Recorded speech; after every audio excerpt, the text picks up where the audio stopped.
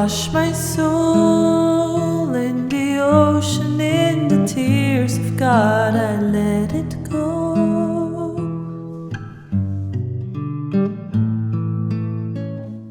Hello, my astrology friends. This is Lada from AstroLada.com, and these are your astrology videos for April 2022. The April 2022 is full of new beginnings again. All planets are moving direct, so we're continuing into new territory. A lot of new unexpected events for the whole world, but for us personally as well, where we're required to adapt and to act very fast, and we'll be surprised constantly. And the eclipses are starting. The eclipses! The whole financial situation and economy might be shaken. We already can feel it a month before that with an eclipse in Taurus, and we all have to adapt very quickly. Let's find out how it will affect you personally. It's going to be a very exciting month. And Jupiter Neptune conjunction, wow, this is divine blessings that are given to us. They almost like can fall on our lap, and divine intuition. So let's see how to adapt. But first I wanted to excitedly to tell you that I'm doing a course of 6 months. Me personally, I rarely do courses, that how to interpret the natal chart, the AstroLada method. We're going to be using all techniques that I've gathered from Western Babylonian, Greek, Vedic astrology that work the best, and I'll teach you these techniques, how to read a natal chart, to put it together, to make sense of it. And you need to know minimal astrology, what the signs are, what the planets are, what the houses mean. And I will teach you my methods, and we'll look at different life themes, how to look at love, how to look at career, and how to, if you're analyzing a chart, what's the most important things, where to start, and how to answer questions of astrology very easy. I love easy techniques. I don't like difficult astrology. Astrology should have easy answers. I'm an Aries. I need quite quick, fast, easy answers. Not looking at semi-squares and midpoints. No, it has to be very simple, sticks out. So much fire, political career, fantastic, or whatever. So I teach you how I do that with very easy astrology techniques. Join me. It's 30% discounted for the first 150 people. So thank you so much. Let's start the 12 signs. Capricorn, Sun, Moon, or Rising, April 2022. Capricorn, the month starts with a new moon in Aries, exactly on the 1st of April, which means the next 2 weeks till the middle of April. There can be some new beginnings and renewal of your personal life, because the 4th house where it's happening, it's your family, it's the safe haven, your home, your parents. So there can be a renewal of relationship there with maybe some news you can hear from parents or from family, because Mercury is part of this new moon. Some important conversations or decisions that you might take to do something new around your home or with family members, to undertake some activity together, because it's in Aries, it's more action-oriented new moon. There can be some news and information you receive about family, about personal life, about if you're trying to sell or buy something, property, land, there can be some developments there, new ones with Mercury, maybe connected to papers as well. If you are, what else is the 4th house? It's living, where you live, where you belong, place of living, home, family. Well, that's some of the most important areas. And then there is another new beginning that will be happening. This is your planet Saturn that rules you, is starting a new mini cycle of 2 years with Mars. Saturn is joining Mars on the 5th of April. Well, since Mars is enemy of Saturn, and your Saturn, don't forget, you might feel a little bit more aggravated and stressed around the 5th of April, a few days before, a few days after, because, Saturn, you as a Saturn representative, Saturn likes to move slower, to do things in a tested and tried way, and Mars comes and you might be forced, or you might have an inner urge to do something faster than normal, to take new paths, to take more risks. So there can be a bit of a clash between your nature and what's required from you around that time. And but you can reconcile that energy. Plus your planet Saturn is the stronger one in this case, so reason and methodical approach will win over. But something is making you speed up a bit or make some difficult decision there. and take some action. Again, controlled action, maybe in the frustration of some sort, but take some action. It might be connected to your family because it's happening in the second house, another family related house, or it might be connected with anything concerning material resources, assets, belongings, valuables of any sort. You might have to take some actions there, solve some crisis, act on it, or take some important decision. Um, and of course, Mars rules your fourth house, connected to home and family and property. In the second house of money with Saturn, it means you might be doing something or undertaking some energy and time requiring initiative that might even take 2 years till the whole, let's say, the whole cycle that it's starting of Saturn Mars. Maybe some of you might decide to start making more money to save for property or for a house or for some family project or for some other investment project, for example. I would advise you to be a bit more cautious with your money, especially around the beginning, around the exact conjunction of this transit, because some extra expenses can come, Mars and Saturn, to difficult energies there. But this can also be a catalyst to to almost like to put external pressure on you, to revisit and your finances, to start undertaking some new financial or security influence. For financial security, we're talking undertakings that can have long-lasting influences, because you see Saturn has been in your second house for a year or two, has uh, possibly about a bit of a year, a bit less than a year left there. So that's like a final push for you to make some changes with your finances, with your resources, and something new will appear in regards to that around April. Plus, the second house is food and the things that we take for sustenance, anything we put in our body, how we eat. And with Saturn and Mars, they can really push you to use it. Even it can be triggered by you being frustrated to some extent, but to change your eating habits. Saturn, first of all, asks you to slow down, and Mars asks you to be disciplined like a soldier. But for example, it can be to kind of maybe change how you eat, to change how you what kind of food you eat, and to use willpower of Mars and determination and repetition and hard work of Saturn. So it's not the most pleasant energy. Sometimes even for your valuables, it can indicate being damaged in some way around that time. Be careful anything you consider valuable, damage, loss, or it might, on a more positive level, is that you might decide to undertake some steps to, to clear up things, because both Saturn and Mars want to streamline, to minimize things, so to kind of start a new chapter of your life where you live with more clean space around, possessions that are just burdensome to them, to get rid of them, but you're making space for more possessions and financial and anything that is tangible, that is more of necessity to come to you, and practical use and value.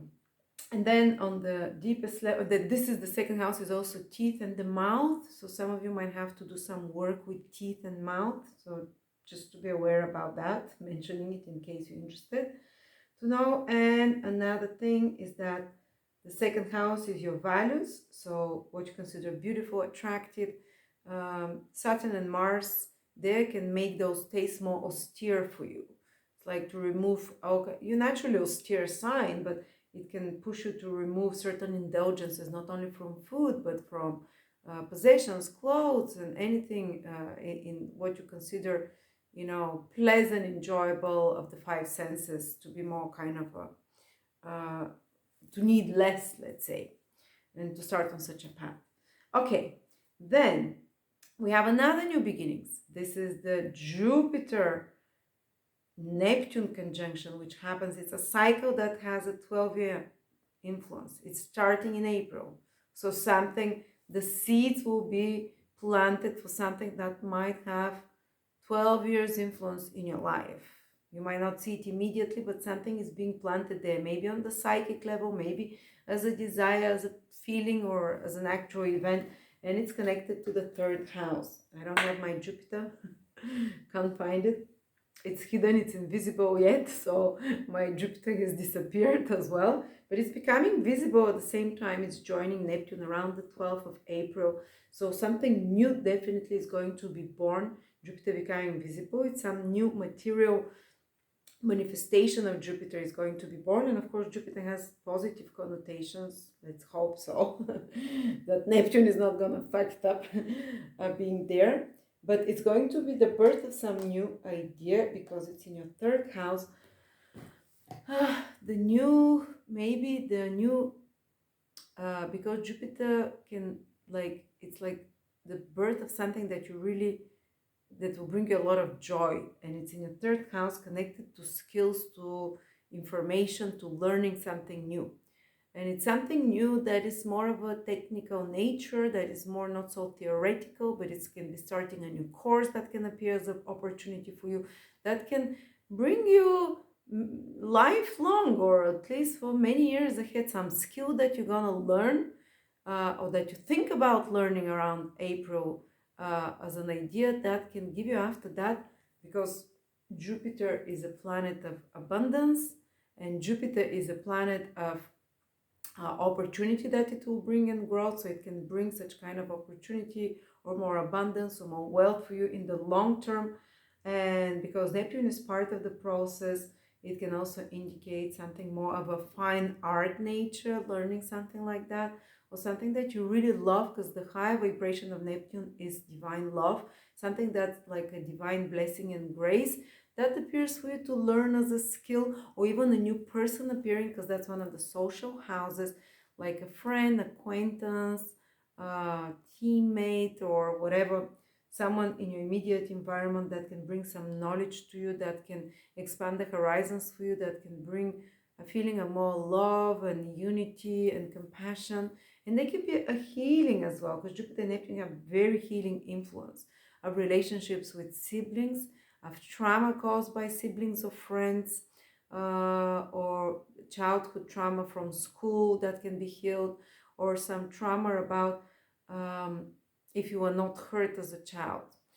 A lot of times Capricorns, because they have Pisces in the third house of communication, Capricorn rising, Capricorn moon very strongly, the sun maybe as well, but Capricorn having the third house in Pisces, which is a mute sign, maybe they felt as little that they were not heard, or they felt that they were quiet, or they felt like their voice could not be heard in the group. And sometimes we have such traumas, and now Jupiter and Neptune conjunction there hopefully can heal some of this trauma and help you find your voice a little bit more.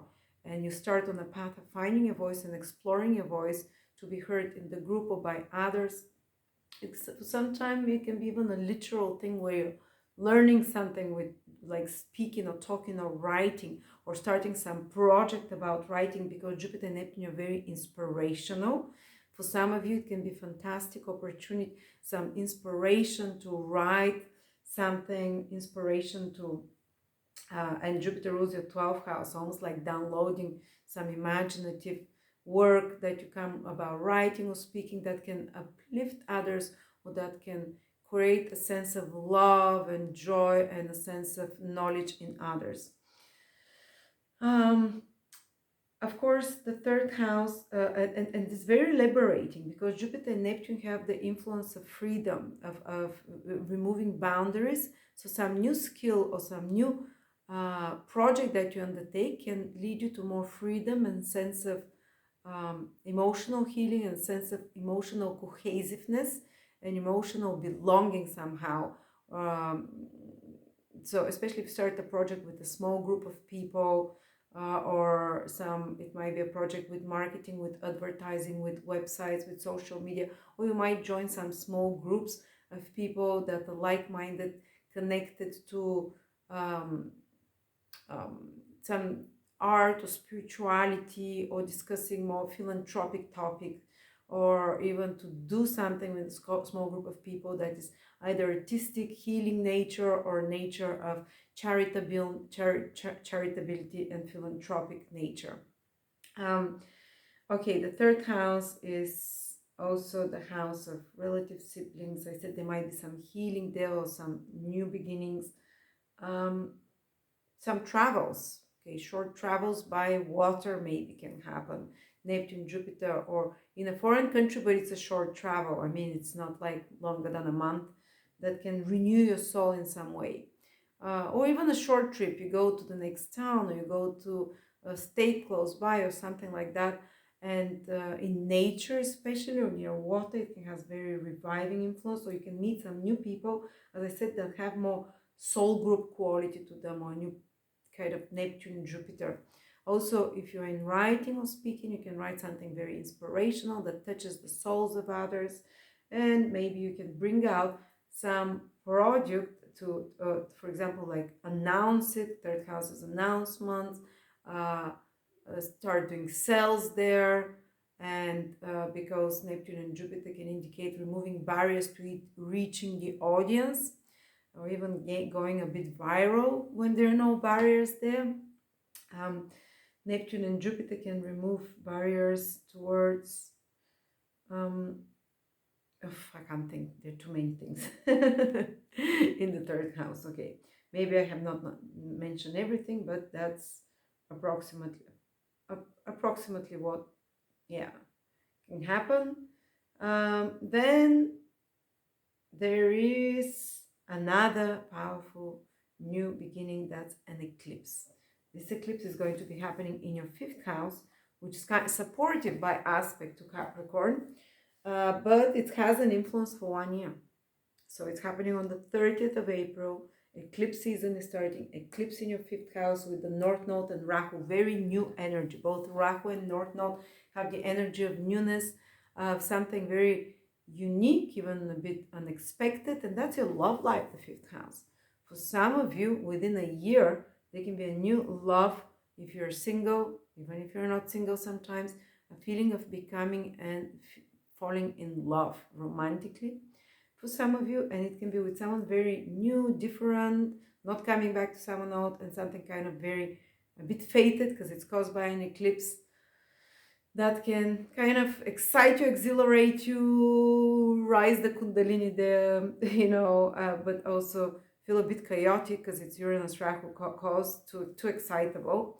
But of course, because it's an eclipse, if you already have, there can be first like a crisis in the romantic life, that you have to change something. You see that you have to change something, and sometimes even a new moon eclipse, which is about new beginnings, can first clear up something, some wreckage of a situation romantically there, or create some crisis so you can renew the romantic life or the way you have fun. Plus, you can fall in love with something else within a year, something new. You can fall in love. We don't only fall in love with with romantic partners, because the fifth house is the house of feeling this love inside and passion. You can fall in love with a hobby, you can fall in love with a sport, you can fall in love with a child.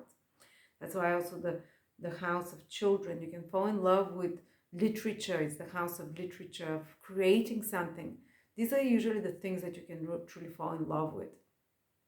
You can fall in love with partying, having fun, but it's, you can indicate that you can discover some new creative project and really unique and uh, new creative endeavor that you can start. And creative endeavor is not always just painting, drawing, singing. Creative idea or performance, it can be, for some of you, can indicate a year of getting on stage, or doing something that puts you in center stage, like public speaking, like putting yourself out there in the spotlight, to perform more. But for others, creative idea can indicate some original idea. Maybe you turn a hobby into a passion of yours, into something more fated like career. For others, it can indicate something that it's your own talent, something that it's your own idea, can come to you creatively, and inspire you. It might be an idea for a business, it might be an idea for whatever it is. Plus, the fifth house is the house of children. Eclipse is there.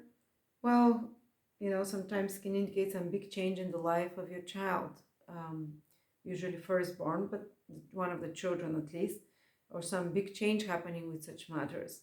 Fifth house is also a house connected to think we mentioned almost everything. Speculative investment, it's risky, I would say, on an eclipse to do speculative investment, but maybe after that, a week after that, something that can bring very fast speculative investments. And fifth house is one of the houses of games of chance. So with Rahu, there's sudden gains, and Uranus, sudden unexpected. For some of you, if you have it as a given in your horoscope, within a year, some speculative investment or game of chance can bring something. But please don't think all of you Capricorns are going to, suddenly have some gain like that. All right, so you normally know if you've had, if you're naturally, how do you know if you're good at, because fifth house, the house of the good karma we have locked. If you win lottery, if you win something on a speculative investment, big, say you invest $1,000 like on bitcoins, and you come back to a few years later with 1 million that they become. This is speculative investment that can bring, or you can lose a lot. Well, you need to have it as a given, first of all, and you know that if you before you invested a little bit and you gained a lot back, you played some scratch ticket and you won more than normal, played poker, whatever. Usually, if a person has a storage of that, of karma like that, for it to happen, it would have been triggered at the time. So if you're one of those people, now this eclipse can unlock some of that.